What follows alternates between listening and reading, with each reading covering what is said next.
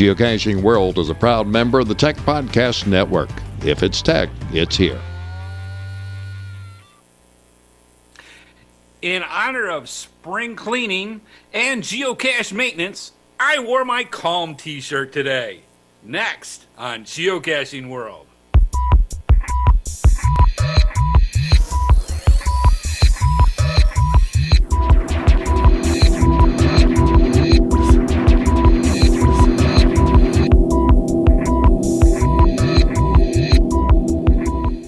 Hey everyone, it's Courtney Wallin here at RVing and TV. We've got a great episode of Geocaching World coming your way, and it's time to clean out. We're not going to go to the clean out the closet thing again, but it's spring cleaning time, and of course we've got your host, Mr. Andrew HeadHardHat Smith. I called you Andrew. You must be in trouble. Oh man, if it's Andrew Thomas, I'm in real big trouble. But yeah, Andrew Thomas, it's time for some spring cleaning. You need us to clean your geocache. And from the notes, what I'm getting is that it's not a infomercial kind of set it and forget it kind of thing with your geocache. Is that kind of what am I picking up what you're throwing down? I hope so, but if it's dirty, wash it off. Oh, okay.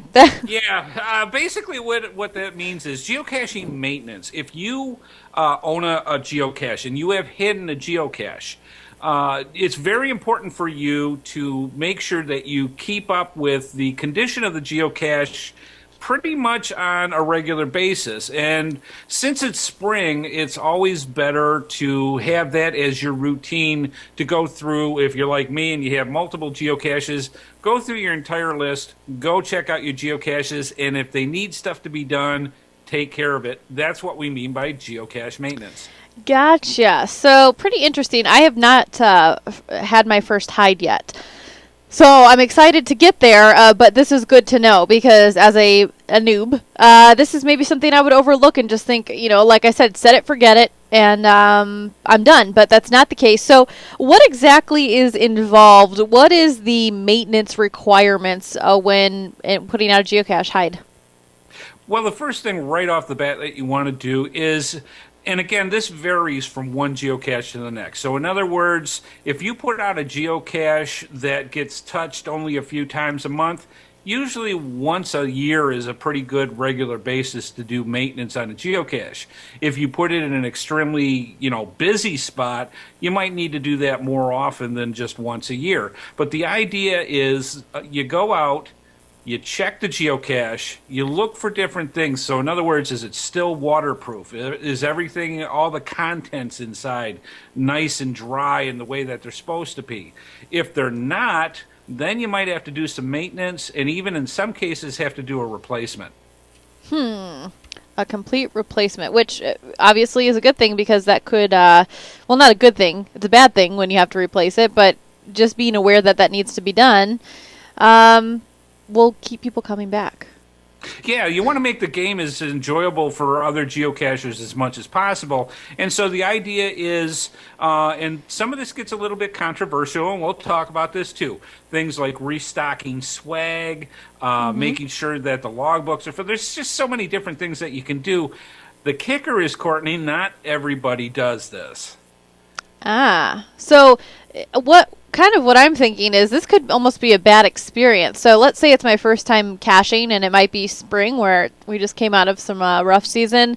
The spring cleaning has not happened and I find this cache it's just kind of run down, the logbook's gross, and if that's my first impression, I don't know if I'm going to do it again. Not good at all. Nobody wants to open up a geocache and find a big pile of goo. It just isn't any fun. So yeah, maintenance is very, very important.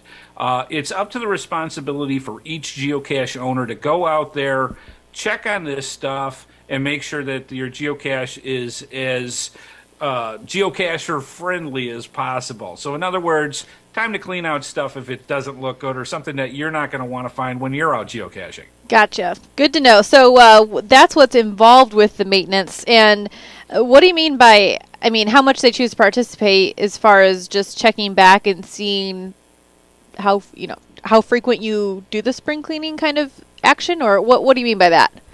Well, it's kind of like you were saying before. I kind of call it fire and forget. Sometimes geocachers think, I'm going to put out this hide, and that's the last bit of thing that I need to do with it. Wrong. If you're really part of the geocaching community and you really want to keep the game as fun for everybody as possible, you need to go out and, check those geocaches. Some geocachers just do the fire and forget, and they don't. And like we just talked about, really, who wants to open up a geocache that is, like you said, solid mildew, got water inside, nobody's checked it. One of the things that drives me nuts, and yes, this is controversial, people have their different opinions about it. You're more than welcome to have those opinions, but let me at least tell you mine.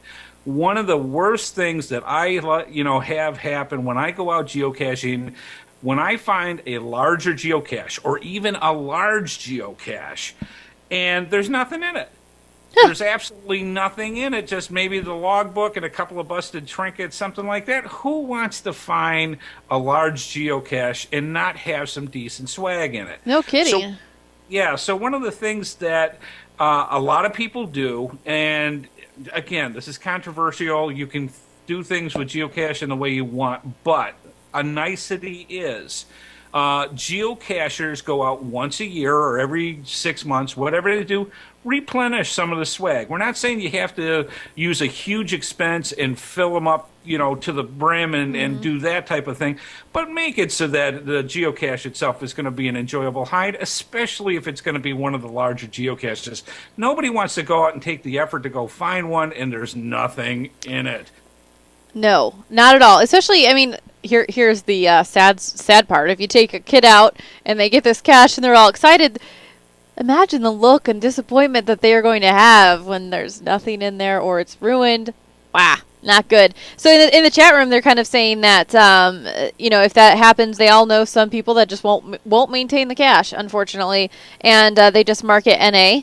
And we've had a couple people even say they've got they'll carry extra logs, baggies, that kind of stuff, and they'll even restock their caches as well. So people are willing to put forth the effort, maybe not the person who initiated the hide, but it's all good that we all chip in, regardless of who's doing it. I think something needs to be done, because I think, honestly, that first impression is what kind of gets people the bug. So you want them to have a good one, and I think that's what comes to mind first, is if I was out there and it was bad. I don't. And a lot of geocachers really do this, and I commend them greatly. I try to do this as much as I can. When it comes to stuff, let's face it, most of the stuff that you're going to find, most of the swag you're going to find in a geocache is from one or another kind of a dollar store. So in other words, you're in that $1 to $5 range. You can get so many things out there for $1 that you can even get multiple things for $1. That is something that when kids come, they open up that ammo box especially, and it just has stuff in there. They love it. I actually went out one of these things and I highly recommend this too. If you go to a fast food restaurant, and most of them have some type of kids' toy meal thing that they give out, they have usually a back in the storage area, they have all these extra toys that never were given out that are just sitting there. I got deals from them where I got them for $0.10 a piece and just loaded up 2 big grocery bags for like $10 worth of these toys. I made 2 geocaches based just on the toys that come from these fast food restaurants. I still have a trunk full of them. So there are so many different deals that you can get out there to fill up swag. That's just one of the ideas. Very cool. And I'm kind of thinking about it's garage sailing season is upon us. And a lot of, estate sales, garage sales, things like that, they'll have really cool, like, buttons and just weird things. And, of course, like 10 cents a nickel, people are just getting rid of it. But some people's trash is another person's treasure. Oh, you got that right. That is really good. Oh, I'm just going to pull them out from everywhere I can tonight. All right, so it's time for our question. We've got one question for you tonight that also contains a prize if you know the answer to the question. And where is tonight's prize coming from? Our prize comes from our really good friends from coinsandpins.com. This is really neat. Now, we've given away a lot of these, and I don't know how clear this is coming through the camera. It's kind of fuzzing out a bit. But this is one of the Travel Bug Traveler tags that you can either put on a travel bug separate so people can have two things to track on, or make a travel bug out of it. And this one is for awareness of breast cancer. So for the Breast Cancer Society. So this is the travel tag that we will be giving away today. Very, very cool. All right. And, of course, you want to send your email with the correct answer to geocache@rvnn.tv. Put Q1 in the subject line. And what's the question? All right. The question for tonight is, do travel bugs follow the same trading rules and restrictions as what you do when you trade swag? Let me say it one more time. Do travel bugs follow the same trading rules and restrictions as when trading swag? Go. All right. And while you're guessing, we're going to take a quick break, and we'll be back after this. Hey, Gabe, want to go for a walk? Gabe?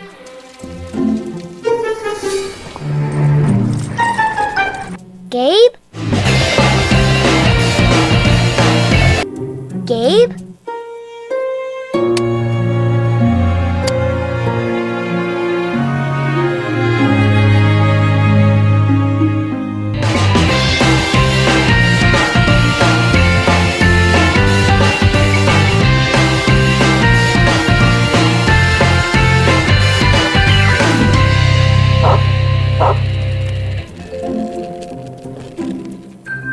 Hey, buddy, you lost? Hold on. If your pet is the adventuresome type, be sure he's connected to PetHub. A quick scan using any smartphone shares your pet's vital information so that even his wildest escapades have a happy ending. PetHub, reuniting pets with their families. Come on, Gabe, let's go home.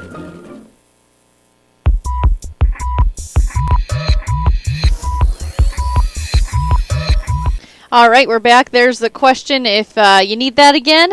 All right, we are moving on up.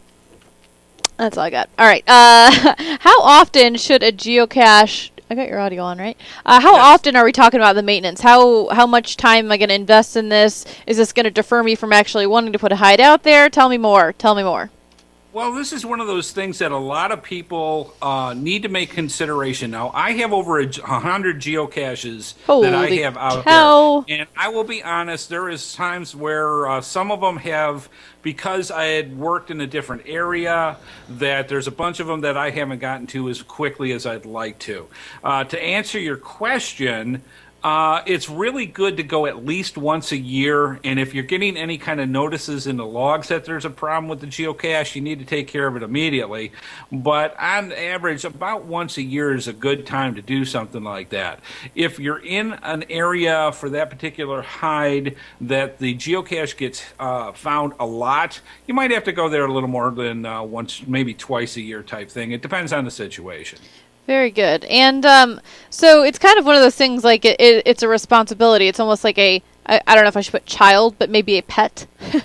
The responsibility of a pet. And it needs, well, not even that much, but you need to be responsible when you go to put a hideout. You need to know that there's some maintenance required, that there's more than just putting it out there. So when you talk about checking them, what do you mean by checking them? Some of this is just good old-fashioned common sense. It really is. Things that happen with a geocache, and again, this is depending on the type of geocache, what it's made of, the environment that it's in. All is going to dictate what happens to this container. How often does this container get opened or closed by geocachers? All that can bring different forms of wear and tear. Even ammo boxes, believe it or not, if you have an ammo box and you put it out by, say, a coastal beach or on an island that's in the ocean, that salt water will eat an ammo box. It's crazy for something that's that durable that could actually get affected by something like that. different types of things. Again, not all geocachers use the best items when it comes to making a geocache. If you ever looked at one of the things that are really popular, are those Altoids cans. Those turn into rusty weapons over a couple of years. Oh, I'm sure. So it's all those type of things that you need to do to check a geocache to make sure, one, it's staying waterproof, two, the contents inside are the way that they're supposed to be, and that nobody's going to get hurt trying to open that geocache. Absolutely. I think Native Texan here in the chat room said something that she had to replace one that had a meeting with an angry mower. That does happen. That's one of the things that can happen with a particular geocache. You can have a situation where other items or anything from the weather to animals to just a whole bunch of different things, something's going to happen to those geocaches, even if it's just plain getting muggled or unintentionally damaged. Something's going to happen to that geocache, and it's going to need to get fixed. So regular basis, we're talking about checking the condition if it is in an area that, if you're in the woods and you've got lots of raccoons or something, just wise to go out there, check the condition of it every once in a while. You know what? Maybe you put it in a nice place, and it's not so bad to go out there every once in a while, and just maybe make a habit of going out. Is once a month too much? Just to say, maybe make a route. If you don't have 100, like someone, the route would take a little longer. But let's say you have 10. Just kind of make a little circle. And just check it once a month. Is that too much? Or are you saying maybe every other month or every quarter? What are you talking here? It's gonna depend on the geocache. I would watch the logs, and a lot of us do that. If we get something that says require maintenance, that's the trigger that causes us to go, oh, we need to check this. Once a year is not bad. Twice a year, pretty good. It depends again on the type of geocache that you're using. If it's something that you're using that's sturdy, it should be doing fine. But on the other hand, if it's something that's flimsy, which we don't want you to do anyways, but some people do, they're still learning about what the best geocache to use out there for their particular environment, then you might have to check it more often. Gotcha. And so my approach was more OCD, once a month, just checking on your cache. Yeah. Teach their own. That's it. And like I said, once you get used to how long a particular geocache is going to last, you're going to know how long it's going to take before you have to go out and check it. Obviously, and checking the logs is always good. Okay, we've kind of talked about this as far as what to replace, what you may need to replace. This all goes in your geocache repair kit. And let's talk specifically, really quickly, what those items may be and what you would want to have in your repair kit if something went wrong, or some of these people in the chat room are talking about how they replace logbooks or how they replace this, that, the other thing. What's to be expected? Well, some of the stuff that happens, and what the chat room was talking about, is exactly that. Sometimes things just happen. Weather is a big factor, especially if you have something that's a little more on the disaster side of things. Like in North Carolina, we have this little bit of wind that blows once in a while. So they actually have hurricane parties where people go out to check after a hurricane comes through all their geocaches to make sure nothing got washed away with the water or the wind or whatever that can happen with it. Another thing that happens is wildfires, either controlled burns or actual wildfires that happen. I've had a couple of geocaches get completely toasted because of a controlled burn. So it does happen. Animals are a huge thing that happens with geocaches. Those pesky little squirrels and raccoons just love moving things. They're cute and fuzzy and tear geocaches all bad, nasty. Yeah. But yeah, the animals can cart them away and move them and do all sorts of fun things. And then you've got the worst animal of all, muggles. Muggles. So it's one of those things that geocaches can get muggled, they can get moved, they can have all sorts of things happen to them, and just good old-fashioned wear and tear. I can't tell you how many times 35 millimeters, I don't know what people do when they actually find them. They find them, they squish them, they move them, they do all sorts of things, and the seals go bad on them. I don't know if this is the new toy of the decade or what, but they tend to do some damage to those things, and sometimes they don't necessarily put geocaches back together the way that you would want them to. So all those type of things can cause some kind of damage to the different types of geocaches out there. The invention that we missed out on, the 35 millimeter can holder, film holder. Yes. So in the chat room they said no food in the caches. Don't put food in the cache. That'll help you a lot from the animals. I will tell you right now, one of the things that some people still do, and I hope that they stop, but they experiment. Coffee cans. It still has. You can't wash the scent out of a coffee can. You can't wash the scent out of a coffee cup you used for 2 weeks straight. Exactly. One, they rust. Two, animals love it, so they will go and they will pull those. Other ones, again, this gets into that wonderful thing of we really wish you wouldn't use it, but they do. Peanut butter containers. Oh. You can't wash the scent out of peanut butter containers. So that's one of those things that obviously the little furry critters might want to be interested in. So next thing you know, your geocache has been chomped.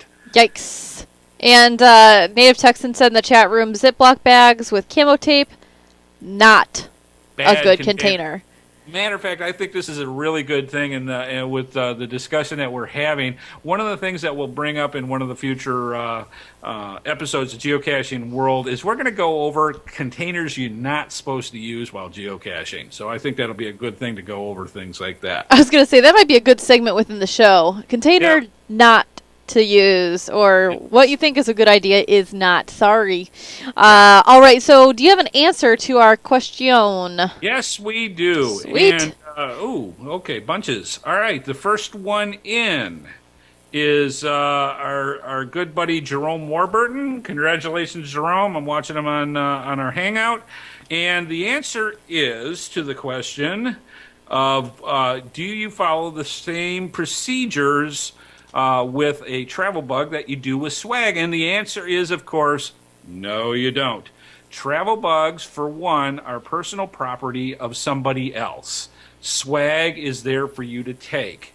Swag, the best procedure for something like that, is to trade for equal or better value of what you're taking. So that's how you travel swag. Travel bugs, there's no restrictions. You don't have to travel, you don't have to trade one for one, which a lot of people do. You don't have to do that. Sometimes in some geocaches they ask that you do that. That's one thing. But as a standard practice, if you find a travel bug, feel free to take it, move it on to the next geocache. It's somebody else's product. So be careful with it, protect it, and get it to its next destination. Very good. All right. Congratulations, Jerome. And I'll give him a little thumbs up here in the Google chat. Congratulations. All right. So, I wasn't on. So there we go. Well, I was on here, not there. I have way too many things going on here. All right. So speaking of swag, what are some signature swag items? We get asked questions from geocachers all the time on the show. What are certain things? And one of the questions that recently was sent to me was, what is a signature swag item? And the answer to that is, it is swag. You treat it like swag, but it's usually personalized. So in other words, it's a business card? Not necessarily. Business cards isn't the greatest thing, but there are other stuff that's more fun than a business card you can do with this. So, for example, some of the things that people do is they will do things like, and I'll use one of my favorite examples is from a mother-daughter team down in Wilmington, North Carolina, known as the Fray Girls.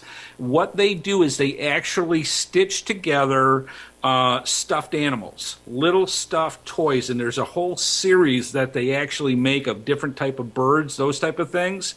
When you look at it, you know it's from the Fray Girls. So their signature items are made to identify particular geocachers. Some of the other things that are very popular that they do are like hand-painted bottle caps. How about that for recycling? Yeah. One of my favorites on this, and I'm still going to get this now that I've told myself that this is a cool item. Wooden nickels are extremely popular. They're very inexpensive. You can put whatever you want on usually one of the two sides, and it identifies where you're from, who you are as a geocacher, and is a great signature item. Some of the other things are like art items. I know somebody that does troll faces. They get the baked ceramics, and they just make these little squished faces that they do. They bake them. They write on the back of them who they are, and they put them in a little baggie with a little story about trolls. I mean, you can make it as that personalized as you want. It's really great. Golf balls is a big thing that a lot of people do. They get them stamped with the information that is about them as a geocacher. Buttons, like you mentioned before, are a huge thing when it comes to geocache swag. And of course, one of the things that I really like as an alternative to geocoins are path tags. Path tags are not geocoins. In other words, they are swag. They're meant to be picked up and enjoyed and put into your own personal collection. I love path tags. I'm trying to think of what I collect. That's kind of one of those things where I moved into a smaller place. Yes. And had to really, get rid of some stuff, and you realize what a hoarder you are. And so some of the things, I'm just trying to think. I don't think anyone would want them. But the only thing, and this might make me look bad, but you know what? I'm just going to be honest with you. I have a lot of wine corks. There you go. Now, if you have some way of identifying you personally, either by using a wood burner or something like that to put that something could be cool. that identifies you, that would be a cool thing to have for something like that. I'm a big pinner on Pinterest, and there's lots of cork projects out there, wine cork projects. So maybe that will be my SIG swag. Is that what they call it? It's left your signature, your SIG swag. SIG swag. Yes, copyrighted RVN TV. Yes, exactly. But yeah, it's one of those things that, you're limited by your own imagination and your own creativity. And there's a lot of people that use a lot of recycled things out there to make swag cool. And, I really kind of got in that wooden nickel thing. I really love collecting those. I think they're great. And after a while, you start, finding out different geocachers from around the country and around the world that do this. So when you find them, it's a cool thing. That's way cool. I know that, when I started geocaching, a lot of it made sense because obviously I had been doing this show for a while, but and it was good to know those things. But now it's making more sense. The things that you find, the things that you come across, what you're supposed to leave, what you're not supposed to leave, the rules of all of those. And I need some SIG swag, and that might be my weekend craft project. I love a good craft project. I'll tell you. I like whatever creative outlet you want to find for something like that, that just makes the game that much more enjoyable. Anybody, the dollar store stuff is fun. There's a lot of cool things that you can find with it. The kids love it. The personalized stuff, to me, that's the goal. That's really stuff that somebody took the time to make, to identify themselves as a geocacher. And, a lot of times I'll contact somebody if I find them. If I find a particular item that somebody really put that little bit of extra effort in, I'll write them a note and email them or contact them somehow and say, thanks, I love what you did. Very good. I'm just reading the chat room here. I've got some fellow winos. I didn't say I was a wino. I just happen to have a lot of corks. And they're talking about what kind of wine they like and how some of the rugrats, as this father is so kindly saying, he has to make sure that he puts away the swag items and things, or the kids, the rugrats, will scurry away like little raccoons or little squirrels with the nuts and just... Well, actually, it's funny because a lot of times what happens is when you go geocaching, and especially for the kids, they have their own personal swag bags. So in other words, they've got their own collection of stuff that they want to trade, and they keep those sacred. I mean, nobody touches those stuff. So when they go geocaching, they know exactly what they want to trade and what they're looking for. Very good. I don't have kids yet. And... No. Well, you never know. You never on the way. Yeah. You never know, and there's reasons I try to find to be selfish and just postpone that, and this might be one. Is I want the swag all to myself. All right, so first aid kit restock. Last thing on tonight's show, let's talk about what we need. We've got some pictures here. Maybe we'll show them, maybe we won't. You let me know what to do. And so let's talk about restocking. Restocking that first aid kit. It also goes along with our spring cleaning. Yeah, that's exactly it. One of the things that you have to remember, especially for your automobile or geomobile that you use when you go out geocaching, a first aid kit that sits in a car or an automobile vehicle, it goes through a lot of different element changes all the time. Sometimes extreme heat, extreme cold, wetness, all those type of things.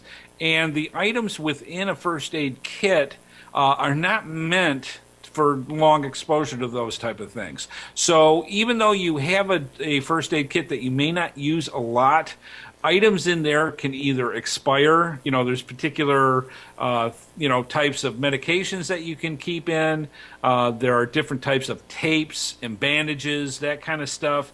There are so many different items in there that heat and moisture can really play havoc with, and you don't want to be in a situation where you really need that first aid kit for something and the items in there are, let's just say, subpar than what you wanted. Right. So one of the things, just like changing those batteries and those smoke alarms on a regular basis, you really should check and restock your first aid kits on a regular basis.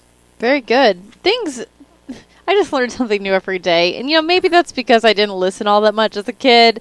But it's still exciting. And these are all great things. And for those of you who, maybe this is your first season of hiding, this is all good stuff to know. And you've got some responsibility going into that, but also just your first aid kit, just as personal responsibility as well. So great show tonight. Lots of good information here. And I wanted to share something with our audience because we are an RV network, and I think I talked to you a little bit about this, Mr. Smith.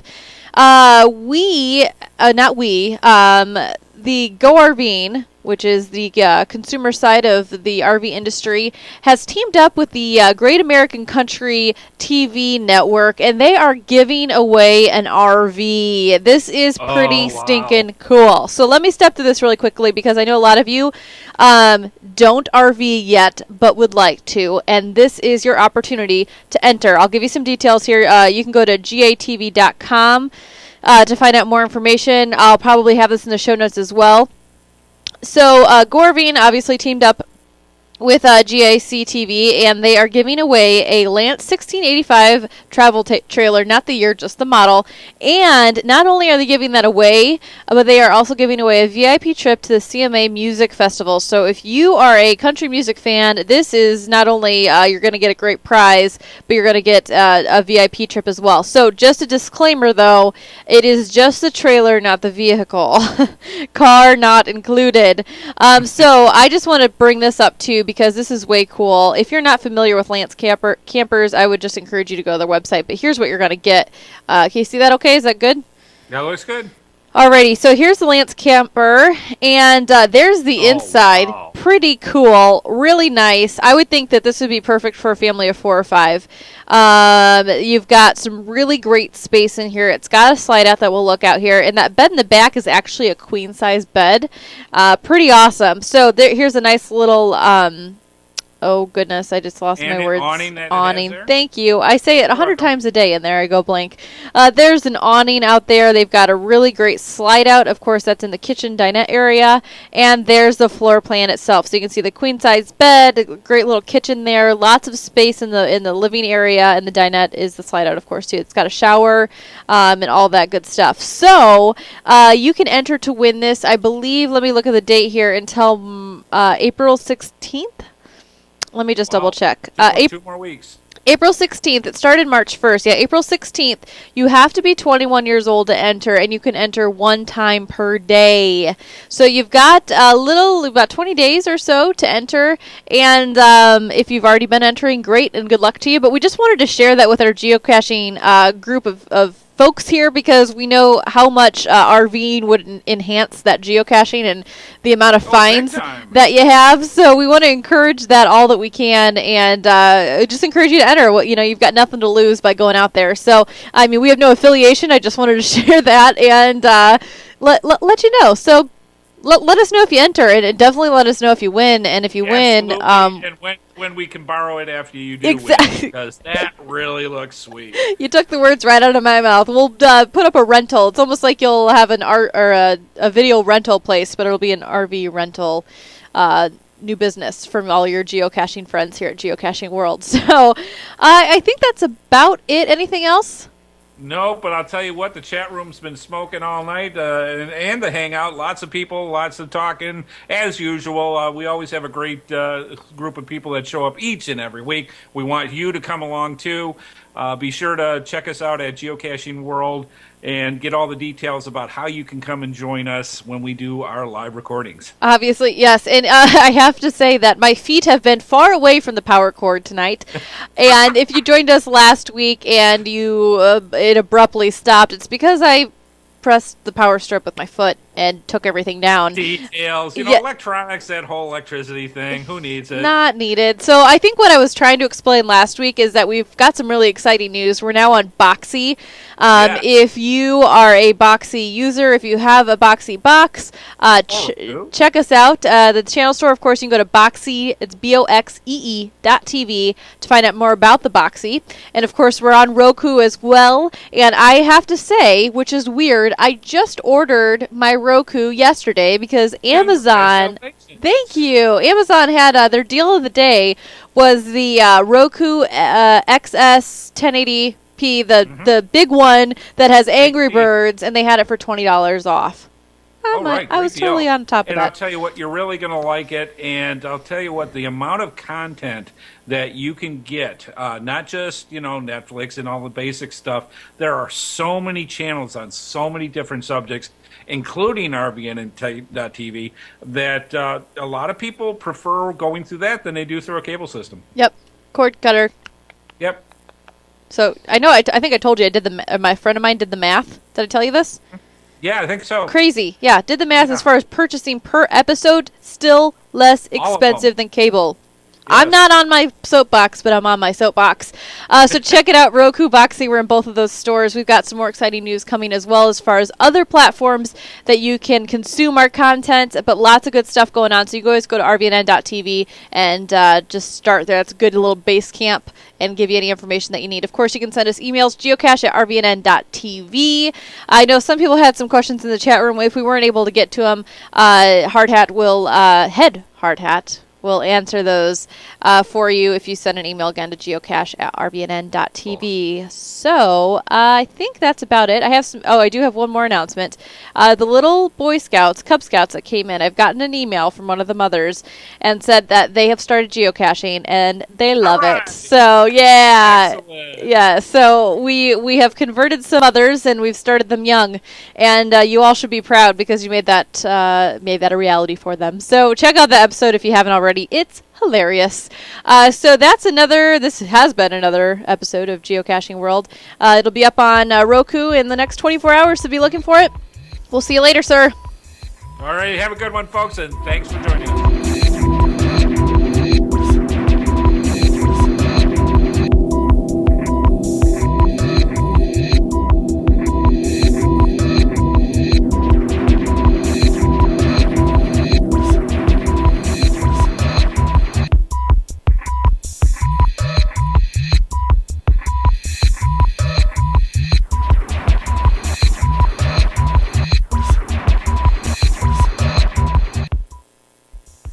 Got a question or a comment about geocaching? Send it to geocache@rvnn.tv or leave us a voicemail at 877-578-RVNN, extension 714. Tell us about a cache you especially enjoyed finding, and we may feature it in an upcoming episode. Follow RV Newsnet on Facebook and Twitter, and you can receive text messages to alert you when we're streaming live by texting RVNN to 72727. That way, you can join us live in the chat room, ask questions, and become part of the RV Newsnet family. Remember, any photos or other material submitted to us become the property of RV Newsnet and cannot be returned.